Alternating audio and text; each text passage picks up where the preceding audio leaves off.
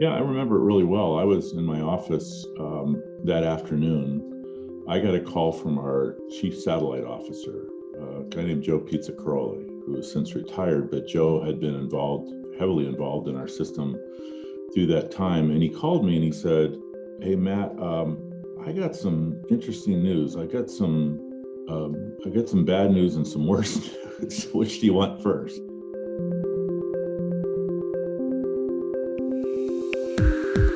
From the Defense and Aerospace Report, this is the DownLink, a podcast about the intersection of space, the space business, and defense. Not just what's over the horizon, but what's happening above it. I'm your host, Laura Winter. Hello, DownLink listeners. That was Matt Desch, CEO of Iridium Communications, Inc., describing the moment when he learned that one of his company's satellites had been hit by a piece of junk. It was actually a 900-kilogram Hulk, a dead and defunct Russian military satellite. I've been wanting to do this week's story for some time, years actually, and now is a good time, when many who serve the defense policymaking ecosystem here, as well as within multinational organizations, are coming to better appreciate the fragile, or dare I say finite, nature of the near-Earth space environment. We know, at least academically, that the United States and the West depend on satellites to project power well over the horizon. And we know that each of the Department of Homeland Security's 16 critical infrastructure sectors has a dependency on space-based assets. That's why Russia last month blew up one of its satellites with a missile. It created 1,500 pieces of trackable debris. It was President Vladimir Putin's crude warning to the West to stay out of Russia's way in the Ukraine. Putting the ins and outs of the Ukraine crisis to the side, that ASAT test increased the amount of trackable debris and junk to at least 38,000. Yet the danger feels somewhat abstract because we can't just look up and see it. But it's anything but theoretical to Matt. Before we hear from him, his company has a tale that includes revolutionizing communications to and from the back of beyond, bankruptcy, and a complete 180 turnaround to now, when this year Iridium is buying back some $300 million in its shares. And before you think Iridium doesn't have anything to do with defense, think again. Just this year, Iridium inked 2 contracts worth just shy of $770 million with the Department of Defense to provide a global communication system and to develop a satellite payload for the U.S. Army to support navigation in environments where warfighters are denied access to the global positioning system. In fact, it was the Department of Defense that threw the company its life ring during the bankruptcy in late 2000. But enough about business. This is Matt, the story, and his experienced view on what policymakers, leaders, and space operators should do to preserve our freedom of action in low Earth orbit. Hello, Matt. Thank you for joining me. Great to be here, Laura. Thanks for inviting me. As the CEO of Iridium Communications, Inc., you're very well known in the space and in the communications and in the defense industries, but we have listeners that are either a bit young or new to these sectors. Could you introduce yourself and your company for the uninitiated, where Iridium has come from and, where it's going? Well, I've been the CEO for 15 years, which is almost half the life of sort of the idea and the company. Iridium was conceived by Motorola, which was a powerhouse in the early telecommunications industry, particularly in the development of wireless cellular phones. And back in the late 80s, someone had the idea of putting satellites in low Earth orbit, which had never been done before. Today, that seems to be quite common, but in that time, only spy satellites from our government or other governments were really operated in low Earth orbit. Most satellites were out at the geostationary orbit, well out above the equator. And in the late 80s, early 90s, a couple engineers in Arizona had this idea. It was an audacious idea at the time to launch, actually at that time, 77 satellites into low Earth orbit. About low Earth orbit, say in our case, is about 500 US miles or 780 kilometers, international miles, I guess you could say, above the Earth. And where each satellite goes around the planet about every 100 minutes, making a complete orbit. Each of those would be 6 planes of 7 satellites. That's why they called the company Iridium. It was like the Electron with 77 electrons was Iridium, and it's a cool name.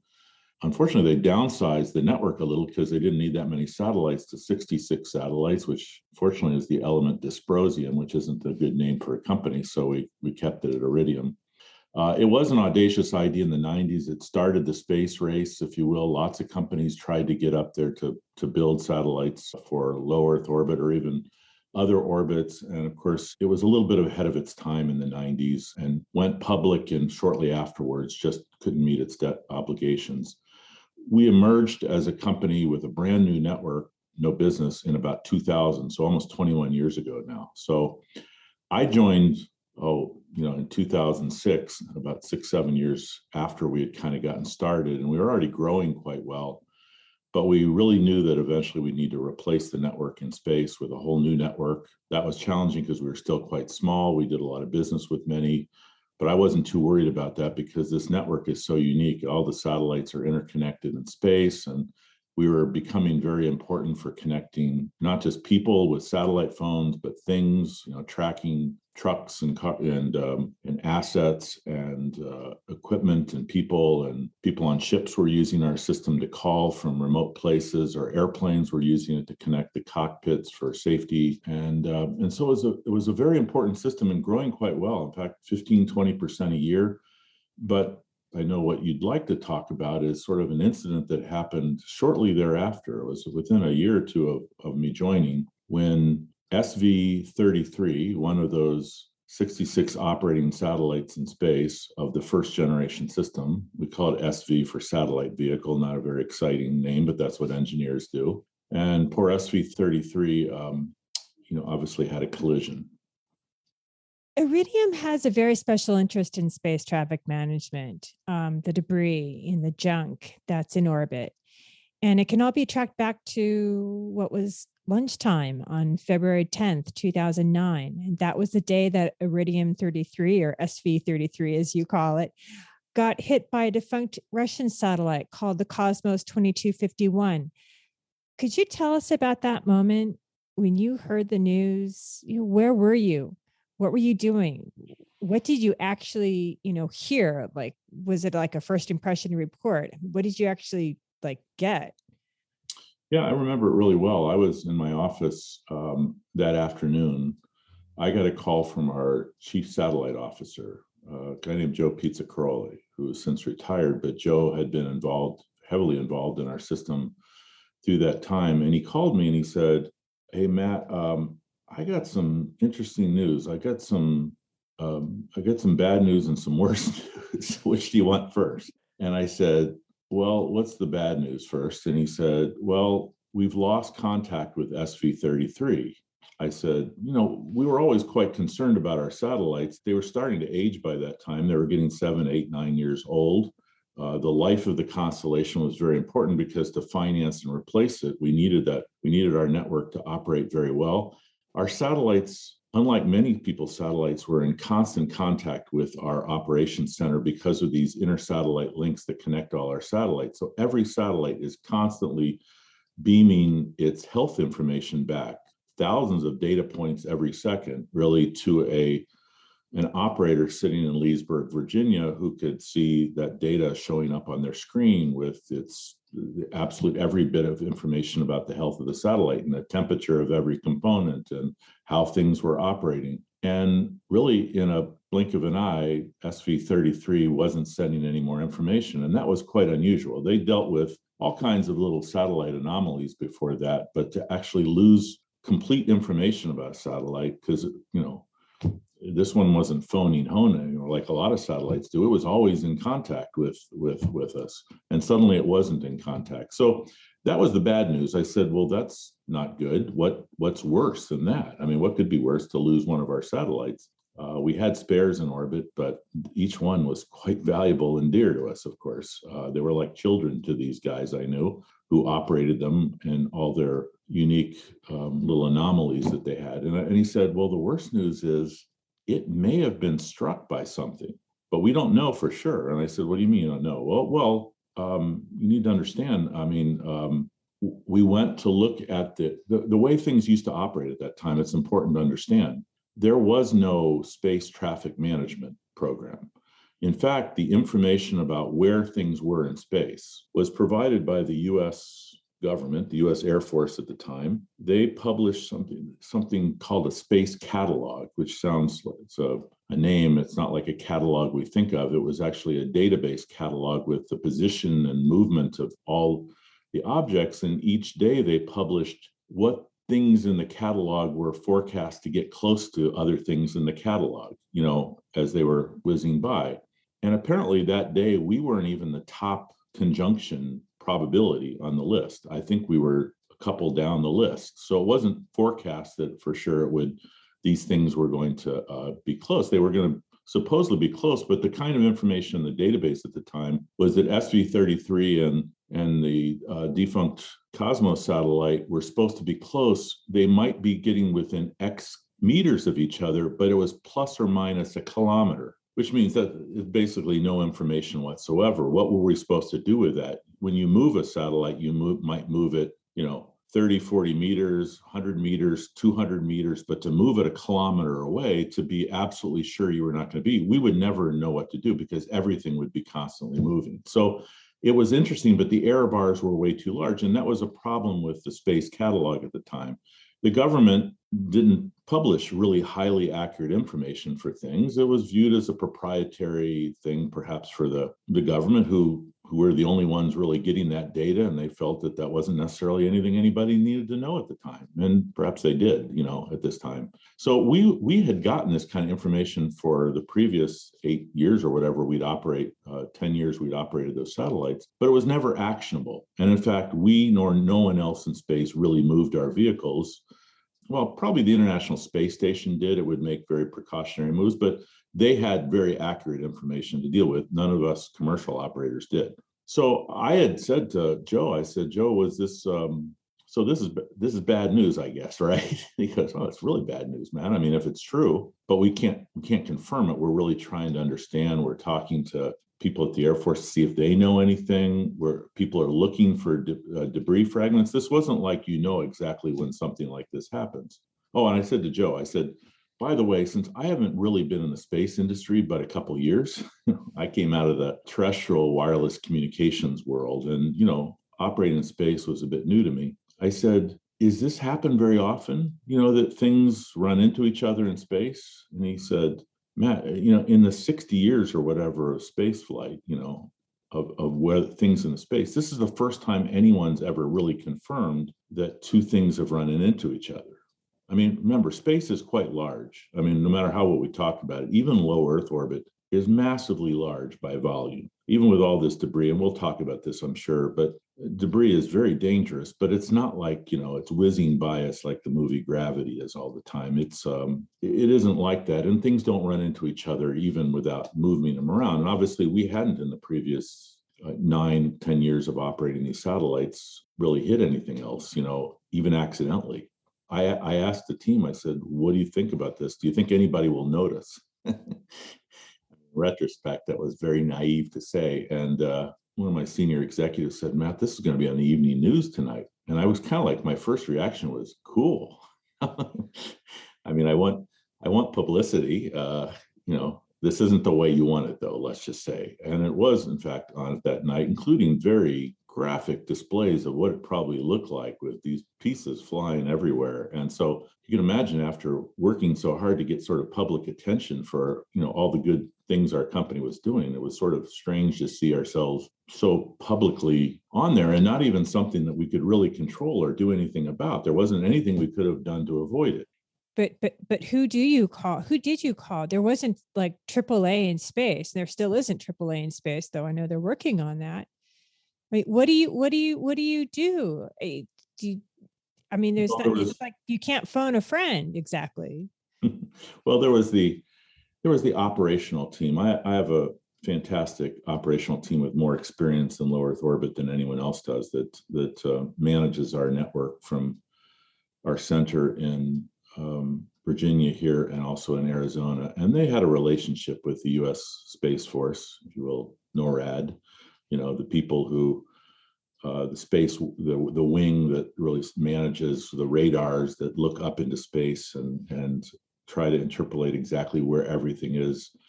And they have a good idea down to a very small diameter. And they had a bit of a relationship. And so they started to be in contact. For me, it wasn't anybody for me to necessarily call. I certainly had to be prepared to start answering questions like, why didn't you move? It was just a surprise to people that there wasn't anything we could do. We didn't have any information, any actionable information to allow ourselves to move. So, I was able to answer that. I got a lot of press calls. I did get a call from someone in my customer in the U.S. government. The U.S. government's always been a customer on our network. They have sort of a private network. We don't have a lot of visibility to exactly how they use our network, but they use it for things like morale calling, so if a soldier, for example, was hurt, they can call their family. They don't have a network like, that operates absolutely every place on the planet. So we provide sort of a glue. They also track assets and things like that. And there is a new general who had been assigned to our contract about 6 months earlier. In fact, he's become a friend since that time. But at the time, I wanted to meet this person. I was only on the job a year and a half. This was a very important customer, and I hoped to do more business with them or that they'd use my network more fully. And I remember him, I kid him to this day, he didn't really want to talk to his suppliers yet. He was too busy to do that. Well, amazingly, that afternoon, I got a call from his office that he wanted to talk to me. And I go, oh, now he wants to talk to me. I've been trying to get to his office for 6 months, and we have to run into another satellite. And I was like, General, I did get calls shortly after that. Government immediately realized how dangerous this could be and the increase in danger it created for space operators, and decided to start making the most accurate information about where things were. In other words, that catalog would suddenly be made extremely accurate. It created a lot more activity between us and the government. The industry started, they invited industry to start participating with them to actually, because it's not just enough to know where stuff is, they need to know where we are. They need to know where our satellites are and what activities we are, because we're constantly moving our satellites. We're pushing them one way or the other to kind of maintain their orbital position, might be increasing their altitude or lowering them to deorbit and that sort of thing. And that's really important information for the government to know as well, so that they can put that into their models and provide that information to others. So immediately that started happening, where they invited industry members to get together with them and to share our information and to create more of a dialogue, immediate dialogue, so that all of us could know what we were doing. That was really a catalyst for creating the current environment for space traffic management. So while I cringe a little bit, because almost everything that talks about space debris loves to talk about what happened on that fateful day, in 2008 with SV-33, I'm proud that at least it had, it died for a reason. It created a whole new regimen in space that really now gives us the opportunity to protect space assets much more effectively. So if it wouldn't happen that day, it would have happened someday to someone else down the road. And so it gave its life for a good purpose, to improve the space debris environment in low Earth orbit. Well, first of all, did your customers actually even lose service? Did they even know that something had happened? They didn't. One of the things that's a great thing about our network is that since each satellite really is only overhead for about 8 to 10 minutes, that's about the time it takes to go from one horizon to the next before the next satellite comes into place. Losing one satellite in our network is almost unnoticeable for most customers, because it only means a very, very short outage twice a day. And so, if you were calling on a satellite phone or from a ship or from an airplane, it probably you just redial, and by that time, a new satellite had come into place. But one of the things we pride ourselves is reliability and service. So that was still not acceptable to us. And we really wanted to replace it as quickly as possible. So it still is important, obviously. These are valuable satellites, and you wouldn't want it to happen to too many of them. Well, was the Iridium actually, the Iridium 33, was it actually insured? How much did the Iridium 33 cost to manufacture and launch? Well, if you think about it, the original Iridium system probably cost $5 to $6 billion, according to popular memory. This goes back to the days of the mid 90s when Motorola created a private company to do this. And of course, since that company went bankrupt, books have been written about it and everything. But, it was kind of priceless in that regard because they couldn't make any more satellites. They all stopped the ability to make those specific kind of satellites. So until we replaced it with a whole new network, which we've since done, that satellite was the only one we were going to have that was like that. Now, we had, fortunately, some spares in orbit that were also there, and we had a spare we could move up into that plane, but it was still an extremely valuable satellite. I mean, if you divide the 95 satellites they ultimately developed and the launches and everything by 5 billion, you'd come up with a number. I suppose it was worth, 50, 60, 70 million dollars at least, probably, in raw value. But that wasn't the point. It was the point of losing a critical piece of our network that we couldn't replace, and for which our whole satellite system was aging, and we were worried about how long it would last. We were fortunate it lasted long enough for us to completely replace the network, but at the time we were quite nervous about that. But was it a total loss in a sense financially? Again, was the Iridium 33 insured in any way?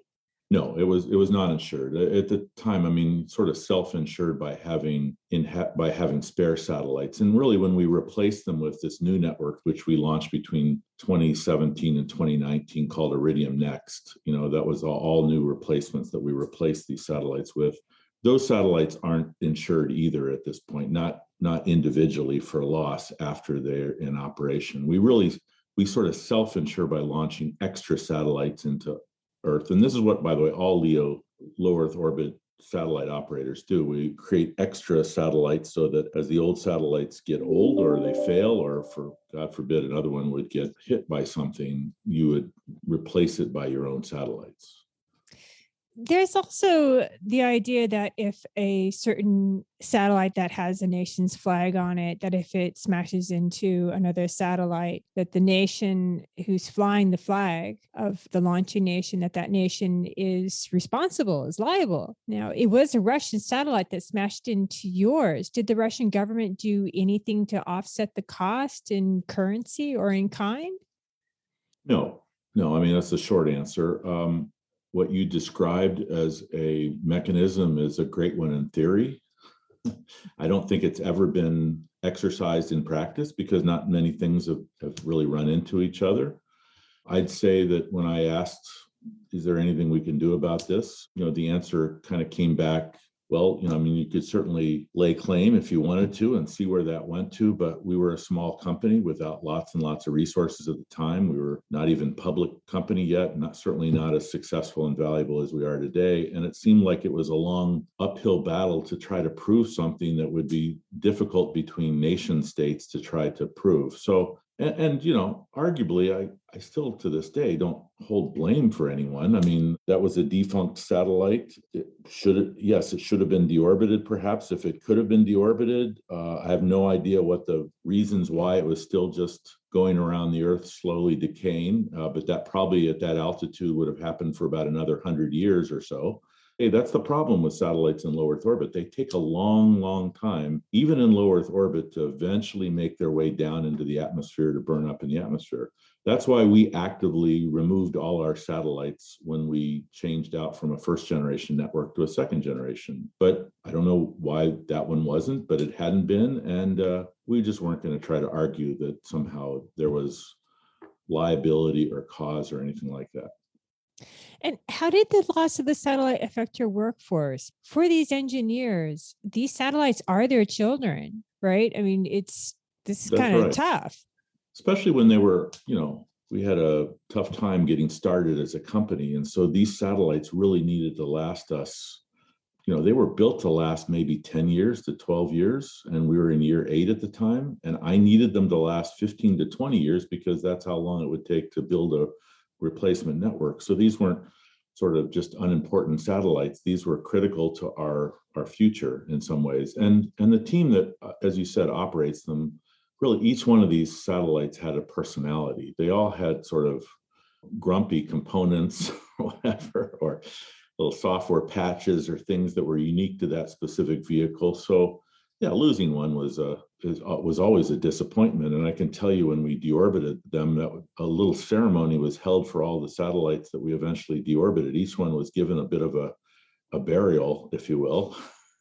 They were given honorable discharges, I guess. There was a little gravestone made for every satellite that we even had to deorbit on its own that gave its life, if you will, as a new satellite replaced it. So you can imagine what it's like to lose a satellite unexpectedly.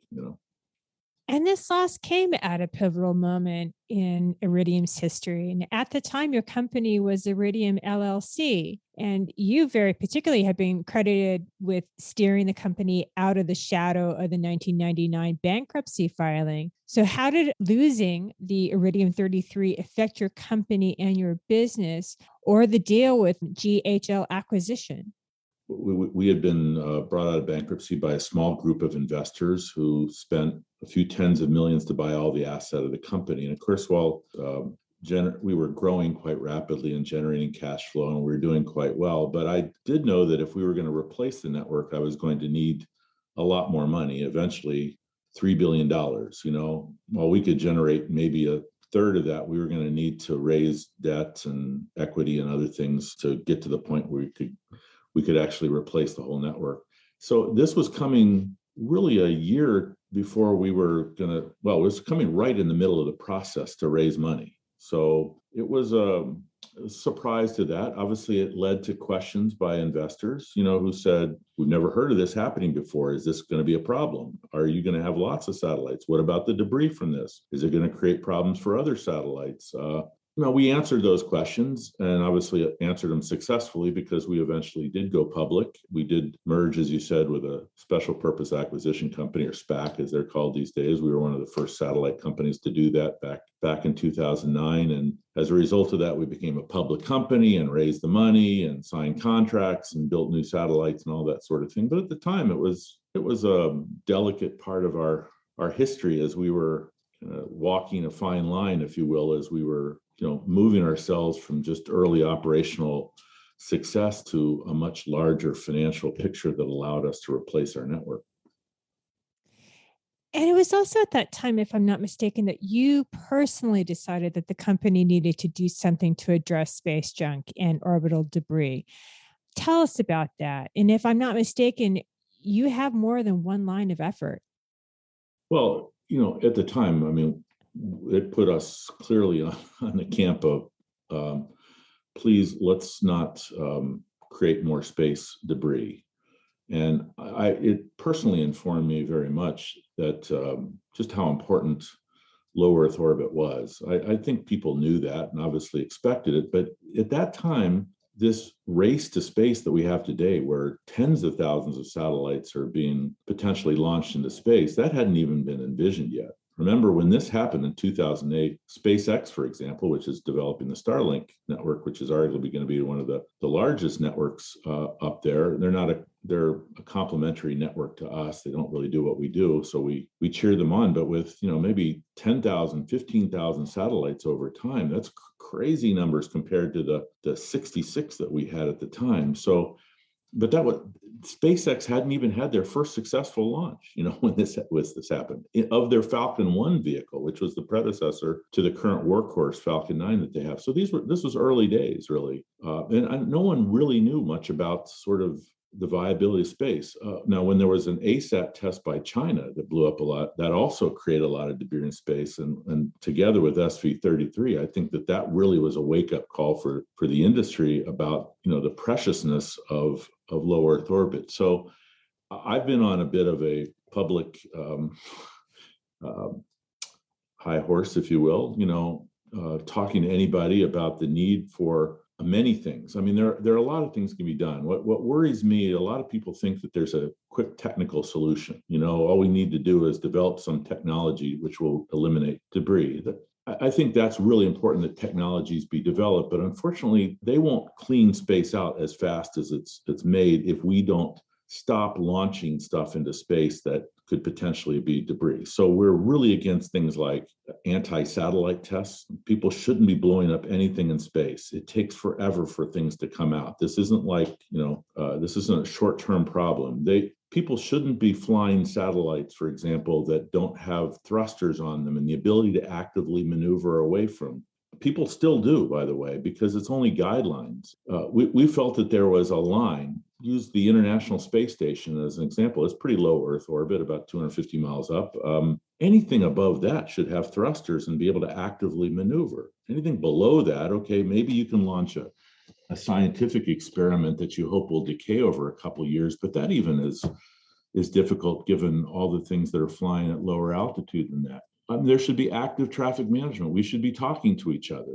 Everyone should be talking and sharing the information about what they're doing with their networks, where they're moving their satellites, changing what's called ephemeris, the information about satellite orbits and velocities and directions so that everyone can plug that in their own models and understand how it might affect their systems.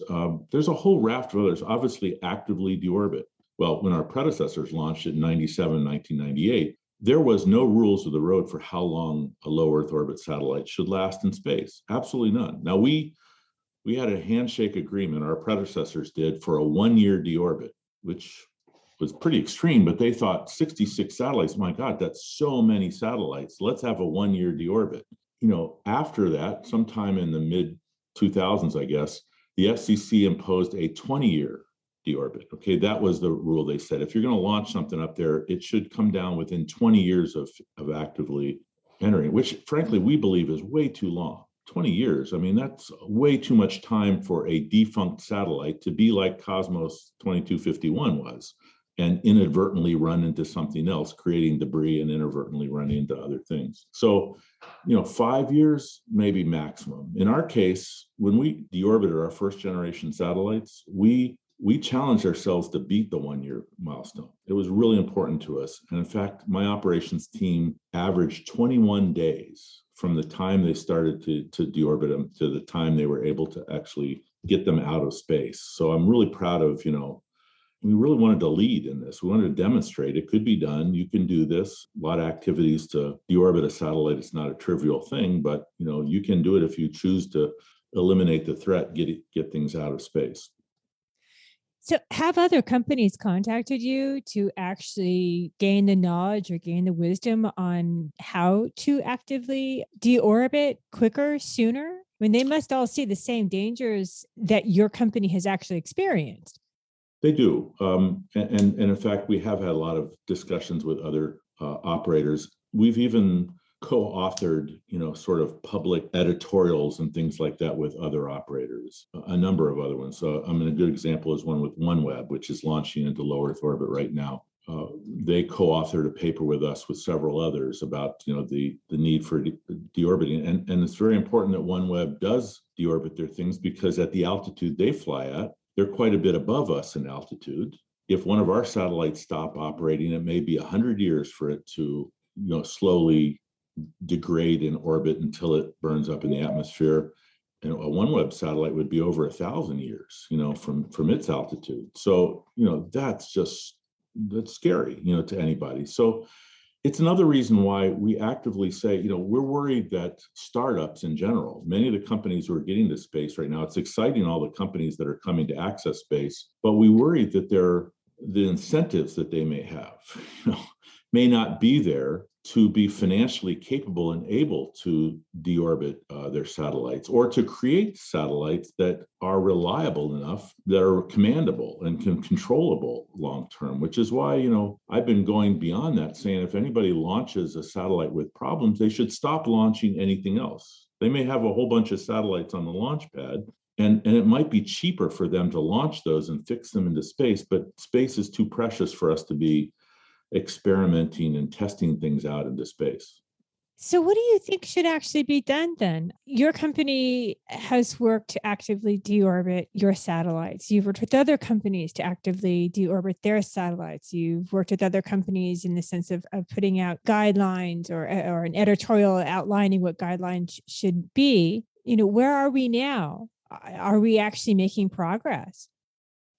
Well, Laura, I would say that the recognition and the importance of LEO is absolutely recognized by everybody. And it didn't just take us to do that. Others have found and accepted that as a means. So I think everyone means very well. Everyone's looking for that one answer. If you just do this, it will all be better. Or I believe, never actively wanting regulation in space, but a little bit of regulation rules is important. And there's only been some sort of best practices that have been sort of discussed so far for the most part.